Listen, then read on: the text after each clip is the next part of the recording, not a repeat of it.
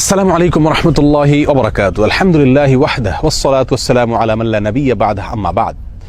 সুপ্রিয় দর্শক শ্রোতা ভাই বোনেরা, আজ আমরা এমন একটি জিকির, এমন একটি দোয়ার কথা বলবো যে জিকির এবং দোয়া জানে না এমন কোনো মুসলিম পৃথিবীতে পাওয়া কঠিন। বলতে গেলে আমরা সকলেই এই দোয়া, এই জিকিরটি জানি, এই বাক্যটি মুখস্থ আমাদের আছে, কিন্তু এই বাক্যের যে ওজন, এই বাক্যের যে ওয়েট, এই বাক্যের যে গুরুত্ব, সেটা আমরা হয়তো অনেকেই উপলব্ধি করতে পারি না।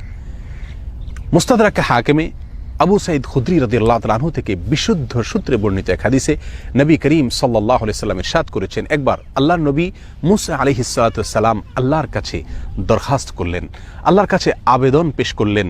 তিনি আল্লাহর সঙ্গে সরাসরি কথোপকথন করতেন, সেজন্য কালিমুল্লাহ বলা হয় তাকে। আল্লাহর সঙ্গে সরাসরি কথা বলতে গিয়ে একবার তিনি আবেদন করলেন, আল্লাহ আমাকে আপনি একটি জিকির, একটি দোয়া শিখিয়ে দিন, যে জিকির, যে দোয়া আমি সব সময় পাঠ করব, সব সময় আমল করব।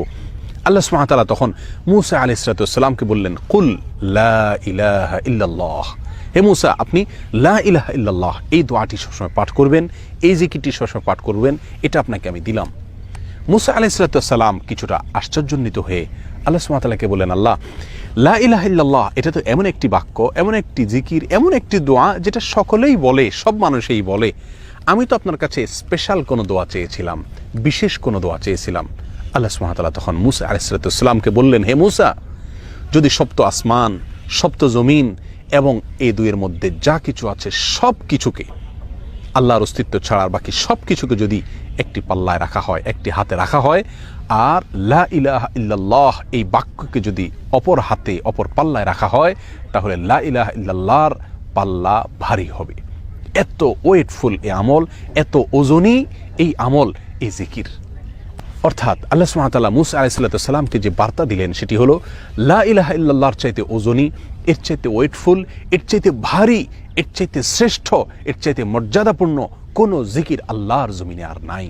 প্রিয় বন্ধুগণ, মূসা আলাইহিস সালামের জন্য সবচেয়ে স্পেশাল দোয়া হিসাবে, সবচেয়ে স্পেশাল জিকির হিসাবে আল্লাহ সুবহানাহু ওয়া তাআলা যে দোয়াটি নির্বাচন করলেন, যেটাকে সবচেয়ে ওজনী আমল হিসাবে আল্লাহ সুবহানাহু ওয়া তাআলা স্পষ্টভাবে ব্যক্ত করলেন, সেটি হলো লা ইলাহা ইল্লাল্লাহ।